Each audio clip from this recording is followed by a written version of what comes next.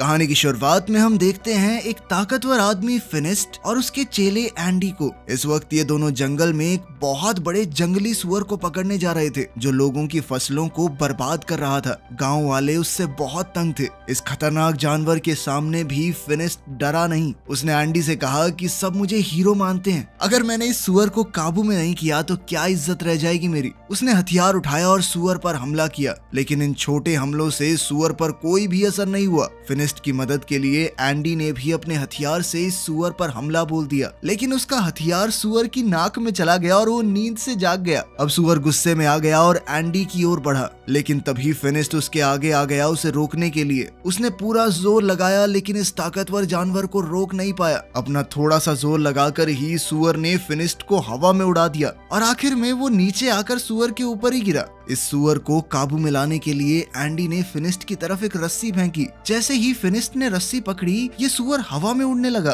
फिनिस्ट ने रस्सी को इस सुअर के दोनों पंखों और उसके सींग में बांध दिया, जिससे वो सुअर फिनिस्ट के काबू में आ गया और फिनिस्ट उसे अपने हिसाब से उड़ाने लगा। जल्द ही वो उसे उड़ाते हुए गांव में ले गया। जब गांव वालों ने देखा कि इतने बड़े जानवर को भी फिनिस्ट अपने इशारों पे नचा रहा है, तो सब लोग उसके नाम की जय जयकार करने लगे। इन्हीं लोगों के बीच बाबा यागा नाम की एक जादूगरनी भी है। उसने फिनिस्ट से कहा कि अगर तुम इतने ही ताकतवर हो तो साबित करके दिखाओ। उसके घर के आगे एक बड़ा पत्थर पानी को रोक रहा है, तो उसने फिनिस्ट को पत्थर वहां से हटाने की चुनौती दी। फिनिस्ट ने कहा कि मैं बहुत बड़ी बड़ी मुसीबतों का सामना कर चुका हूँ, और जादूगरनी ने उसे ये छोटा सा चैलेंज दिया है। वो अपनी बहादुरी के किस्से सुनाने लगा। याका ने कहा कि जब तक मैं अपनी आंखों से नहीं देखती मैं नहीं मानने वाली। ये सुनकर अब सब लोग हंस पड़े। फिनिस्ट गुस्से में अपने घर चला गया। उसे याका पर बहुत गुस्सा आ रहा था, क्योंकि अब उसकी बहादुरी की तारीफ करने की बजाय लोग उसका मजाक उड़ा रहे हैं। अब वो अपनी ताकत को सबके सामने साबित करना चाहता था, जिससे लोग फिर से उसकी वाहवाही करने लगे। एंडी ने सलाह दी कि ऐसा करने का एक रास्ता है। सामने जो टावर है ना, ऐसा माना जाता है कि वहाँ एक राक्षस ने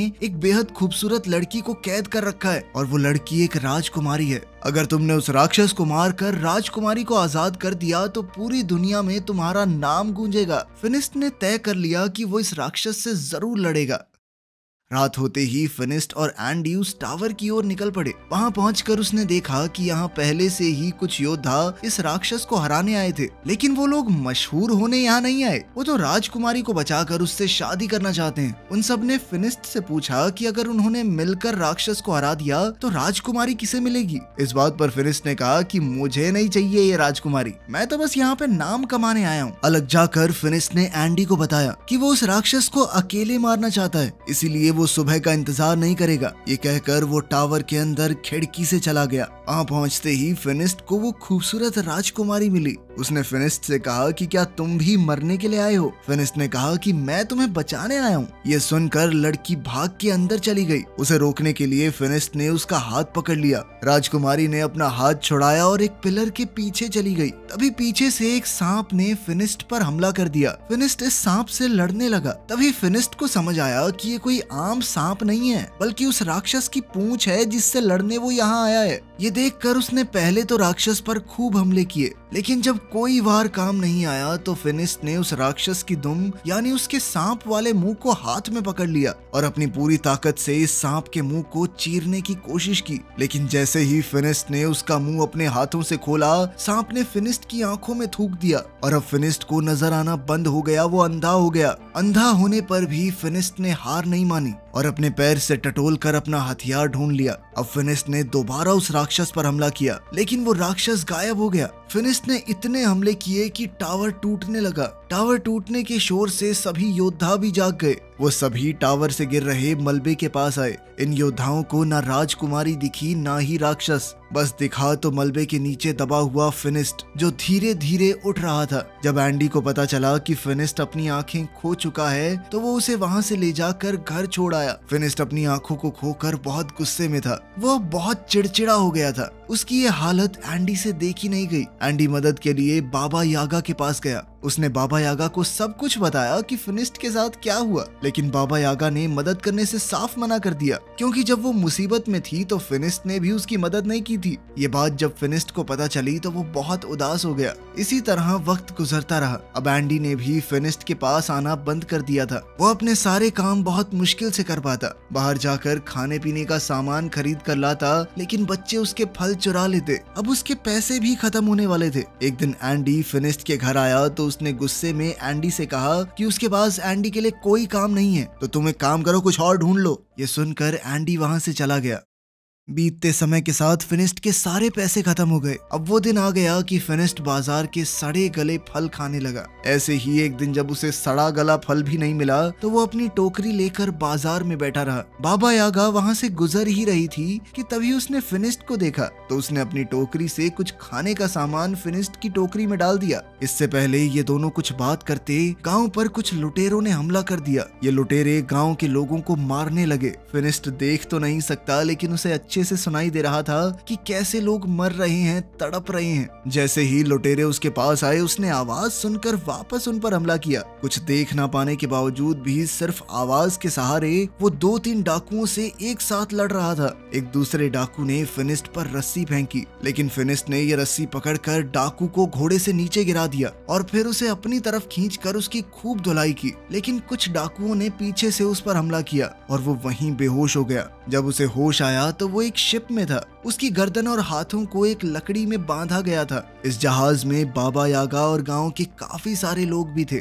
फिर हमने देखा कि एंडी भी यहाँ है। वो जहाज में आजाद घूम रहा था। बाबा यागा ने पूछा कि तुम आजाद कैसे घूम रहे हो? तो उसने कहा कि मैंने इन डाकुओं को यकीन दिला दिया है कि मैं इनकी तरफ ही हूँ, मैं इनकी मदद करूंगा। साथ ही वो गांव वालों के ऊपर डाकुओं के लिए नजर भी रखेगा। एंडी के पास इस वक्त एक सोने का चिराग है जो उसने डाकुओं से चुराया था। उसने कहा कि वो इस चिराग को बेचकर खूब पैसे कमाएगा। जैसे ही एंडी ने इस चिराग को रगड़कर साफ किया तो उसमें से एक जिन बाहर निकला। उसे देखकर सब घबरा गए, यहाँ तक कि एंडी भी। नीचे का शोर सुनकर एक डाकू वहां आ गया, लेकिन जिन ने इस डाकू को मारकर ऊपर फेंक दिया। जब जिन एंडी के पास गया उसकी ख्वाहिश पूछने, तो एंडी ने कहा कि वापस चिराग में चले जाओ, और वो जिन दोबारा से चिराग में चला गया। ऊपर से एक डाकू आया और एंडी के गले पर तलवार तान कर अपना चिराग उससे वापस ले लिया, और कुछ ही देर में ये जहाज अरेबिया पहुंचा। गांव से लाए हुए सभी लोगों को गुलाम के तौर पर बेचने के लिए खड़ा कर दिया गया। वहां एक नकाबपोश आदमी आया और उसने फिनिस्ट, बाबा यागा और एंडी को खरीद लिया।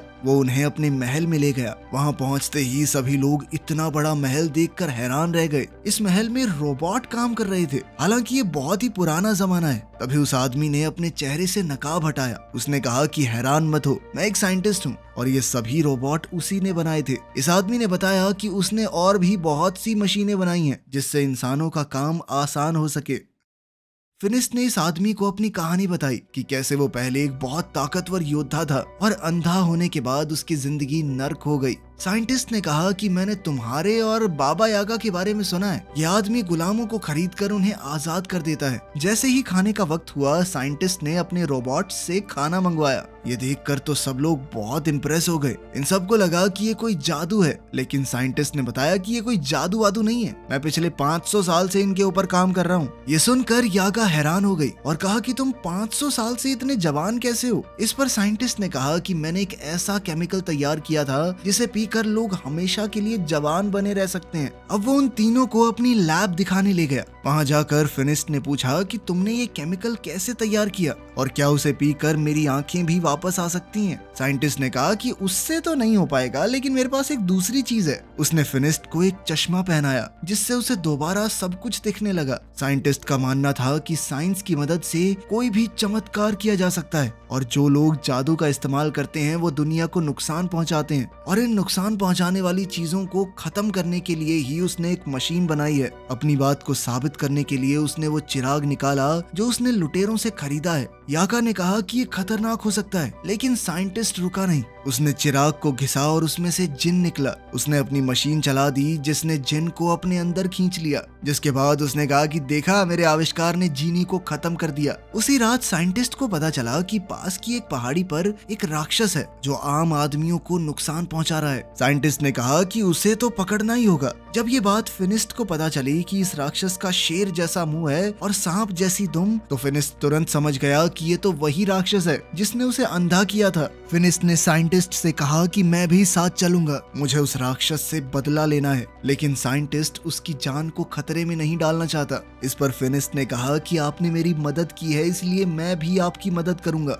इसके बाद साइंटिस्ट ने फिनिस्ट को एक गैजेट दिया जिसे अगर राक्षस के पास रखा जाए तो वो खुद ही उसमें कैद हो जाएगा। रात को बाबा यागा इस साइंटिस्ट की लैब में घुस गई। वो यहाँ से उस केमिकल को पीना चाहती थी ताकि वो भी हमेशा जवान रहे, लेकिन साइंटिस्ट ने उसे पकड़ लिया और कहा कि अगर तुम लोग राक्षस को लाने में कामयाब हो गए तो मैं खुद ही तुम्हें उस केमिकल का थोड़ा हिस्सा दे दूंगा। अगले दिन जब वो सभी लोग जाने के लिए तैयार हुए तो साइंटिस्ट ने उन्हें अपनी स्पेसशिप दिखाई जिसकी मदद से वो वहाँ बहुत जल्दी पहुँच सकते हैं। उसने उन सबको उसे चलाना सिखाया। जाने से पहले साइंटिस्ट ने कहा कि मुझे वो राक्षस जिंदा चाहिए। साइंटिस्ट ने फिनिस्ट के हथियार को भी बेहतरीन बना दिया था। अब उसमें एक बटन था जिसे दबाते ही वो सब किया जा सकता है जो एक मामूली हथियार पहले नहीं कर पाता। अब उन्होंने उस उड़न तश्तरी में बैठकर अपना सफर शुरू किया और जल्द ही ये लोग उस पहाड़ी पर पहुंच गए जहां वो राक्षस है। काफी देर तक ढूंढने के बाद आखिरकार फिनिस्ट को उस राक्षस के पांव के निशान मिल गए। वो निशान एक गुफा के अंदर जा रहे थे।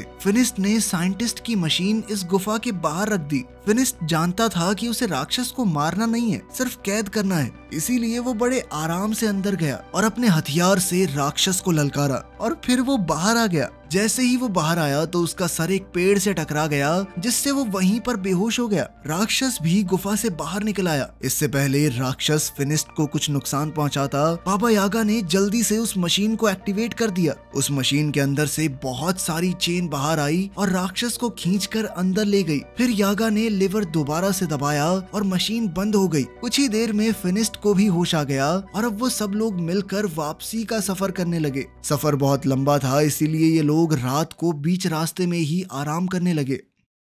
रात को पिंजरे से फिनिस्ट को एक लड़की की आवाज सुनाई दी। वो पिंजरे को खोलने लगा। बाबा यागा ने उसे ऐसा करने से रोका, लेकिन वो नहीं रुका। जब पिंजरा खुला तो अंदर वही राजकुमारी थी जो टावर के अंदर फिनिस्ट को मिली थी। बाबा यागा ने कहा कि इसका मतलब ये राजकुमारी ही वो राक्षस है। यागा ने कहा कि इसे बाहर निकालना काफी खतरनाक हो सकता है, लेकिन फिनिस्ट उनकी बात सुनने को तैयार ही नहीं था क्योंकि शहजादी पर उसका दिल आ गया था। जैसे ही फिनिस्ट ने राजकुमारी की तरफ हाथ बढ़ाया, बाबा यागा ने उसे धक्का दे दिया और पिंजरे को बंद कर दिया। राजकुमारी ने बताया कि मैंने तुम्हारा हाथ इसलिए नहीं पकड़ा क्योंकि मेरे ऊपर एक श्राप है। अगर कोई भी आदमी उसे छुएगा तो वो राक्षस में बदल जाएगी। राजकुमारी ने कहा कि मैं बुरी नहीं हूँ। वो तब तक किसी को नुकसान नहीं पहुंचाती जब तक सामने से कोई हमला ना करे, ताकि मेरी वजह से किसी को नुकसान ना हो। मैं तो यहाँ अकेली पहाड़ों में रहती हूँ, लेकिन इंसान उसे यहाँ भी जीने नहीं देते। इसके बाद हमने देखा कि साइंटिस्ट ने एक किसान की बिल्ली चुराई थी। किसान ने उससे भीख मांगी कि ये बिल्ली किसी का कोई नुकसान नहीं करती बल्कि फायदा ही करती होगी थोड़ा बहुत। दरअसल रात को इस बिल्ली से लाइट निकलती थी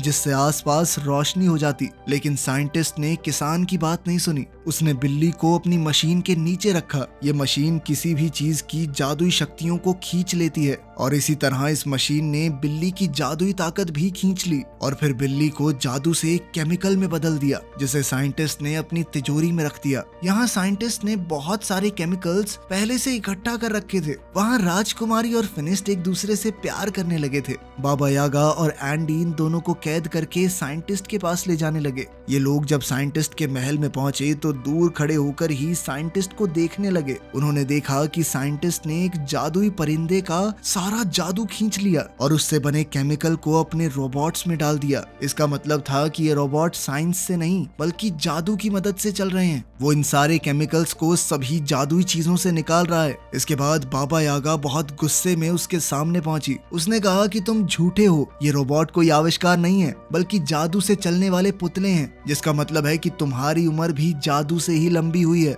वो जादू जो साइंटिस्ट ने मासूम जानवरों को मारकर हासिल किया है। ये सुनकर साइंटिस्ट को गुस्सा आ गया और उसने कहा कि मेरा सच जो भी जान जाए वो जिंदा नहीं बचता। इसके बाद बाबा यागा और एंडी डर कर वहाँ से भागने लगे। बाबा यागा ने फिनिस्ट और शहजादी को भी आजाद कर दिया क्योंकि वो जान गई थी कि ये साइंटिस्ट इस राजकुमारी के साथ भी यही करेगा। राजकुमारी ने बताया कि वो साइंटिस्ट को जानती है, वो काफी समय से उसके पीछे पड़ा है। तभी साइंटिस्ट भी वहाँ पहुँच गया। उसने अपने सारे रोबोट्स को इकट्ठा कर लिया ताकि उनमें से कोई भी भाग ना पाए, और फिर राजकुमारी के अंदर से भी उसके जादू को अपनी मशीन से खींचने लगा। फिनिस्ट ने उसे बचाने की कोशिश की, लेकिन वो बंधा हुआ था। वो उसे बचा तो नहीं सकता था, लेकिन उसने राजकुमारी का हाथ पकड़ लिया ताकि वो राक्षस में बदल जाए। राक्षस बनते ही राजकुमारी ने अपनी जंजीरें तोड़ दी और वहाँ से भाग गई। मौका पाकर बाबा यागा और फिनिस्ट भी वहाँ से बच निकले, लेकिन साइंटिस्ट के आदमी उनके पीछे लग गए। बाबा यागा ने उनसे बचने के लिए अपने जादू का इस्तेमाल किया। उसने तरबूज के बीज उन पर फेंके जो अचानक तरबूजों में बदल गए। साइंटिस्ट ने भी अपना बड़ा रोबोट निकाला। वो किसी भी हाल में फिनिस्ट और बाबा यागा को नहीं छोड़ सकता, क्योंकि वो उसकी सच्चाई जानते हैं। एंडी ने साइंटिस्ट को समझाया कि हमारे पास जितना जादुई केमिकल है बहुत है, लेकिन साइंटिस्ट नहीं माना। वो बड़ा टर्टल रोबोट जब बाहर निकला तो पूरा महल टूट गया। साइंटिस्ट अब इस रोबोट के अंदर बैठकर एंडी के साथ फिनिस्ट और यागा का पीछा कर रहा था। अब वो इन दोनों पर तोप के गोले बरसाने लगा। फिनिस्ट ने यागा से कहा कि तुम इसका ध्यान भटकाओ और मैं इसके ऊपर चढ़कर इसे उल्टा करने की कोशिश करता हूँ, क्योंकि एक बार अगर ये बड़ा सा टर्टल उल्टा हो गया तो सीधा नहीं हो पाएगा। जैसे ही वो रोबोट यागा के सामने आया, उसमें लगी मशीन यागा के अंदर के जादू को खींचने लगी, जिस वजह से यागा बिल्कुल बूढ़ी लगने लगी। ये देखकर फिनिस्ट को बहुत तरस आया, लेकिन जब तक वो साइंटिस्ट का ध्यान भटका रही थी, फिनिस्ट टर्टल के ऊपर चढ़ गया। जब साइंटिस्ट ने ये देखा तो उसने टर्टल के हाथ फैला दिए ताकि वो फिनिस्ट को नीचे फेंक सके। फिनिस्ट तो नहीं गिरा, लेकिन उसका चश्मा गिर गया। अब उसे दिखना बंद हो गया था। बाबा यागा ने जैसे ही ये देखा तो वो फिनिस्ट की मदद करने लगी, उसे बताने लगी कि कैसे लड़ना है, कहाँ जाना है। इतनी ही देर में राक्षस बनी हुई वो राजकुमारी वहाँ आ गई। उसे देखकर साइंटिस्ट डर गया। वहीं फिनिस्ट ने टर्टल के गले में जंजीर बांध दी और उसे उल्टा करने लगा, जिसके बाद टर्टल के अंदर मौजूद सारा जादुई केमिकल नीचे गिरने लगा। साइंटिस्ट ने अपने जादुई पंखों से वहाँ से बच निकलने की कोशिश की, लेकिन उसके जादुई पंखों ने काम नहीं किया और वो नीचे उस जादुई केमिकल में गिरकर मर गया। वहीं फिनिस्ट भी अब थक कर बेहोश हो गया था। राजकुमारी उसे वहां गिरा हुआ देखकर रोने लगी, क्योंकि उसे डर लग रहा था कि इसे कुछ हो तो नहीं गया। वो फिनिस्ट से सच्चे दिल से प्यार करने लगी थी। जैसे ही शहजादी के आंसू फिनिस्ट की आंखों में गिरे तो उसे अचानक ही होश आ गया, साथ ही उसकी नजर भी वापस आ गई थी। फिनिस्ट ने उससे अपने प्यार का इजहार किया और हमेशा राजकुमारी के साथ रहने का वादा भी, लेकिन राजकुमारी ने कहा कि अपने श्राप की वजह से मैं तुम्हारे साथ नहीं रह सकती। फिनिस्ट उदास हो गया और अपने बाकी साथियों के साथ गांव वापस आ गया, लेकिन अभी भी वो राजकुमारी की याद में खोया हुआ था। जब बाबा यागा दोबारा जवान होने का रास्ता ढूंढ रही थी तो उसे राजकुमारी के श्राप को तोड़ने का तरीका भी मिल गया। वो खुशी से फिनिस्ट के पास गई और ये खुशखबरी उसे दी। उसने बताया कि ये श्राप शहजादी को जानबूझकर दिया गया है, इसमें उसकी कोई गलती थोड़ी है, और अब उनका अगला काम राजकुमारी के श्राप को काटना ही होगा। लेकिन वो शायद इस मूवी के अगले पार्ट में दिखाया जाएगा, जो कि अभी आया नहीं है। वीडियो पसंद आई तो लाइक कर देना, चैनल को सब्सक्राइब कर देना और 1 मिलियन जल्दी से करवा दो प्लीज। अब रुका नहीं जा रहा भाई।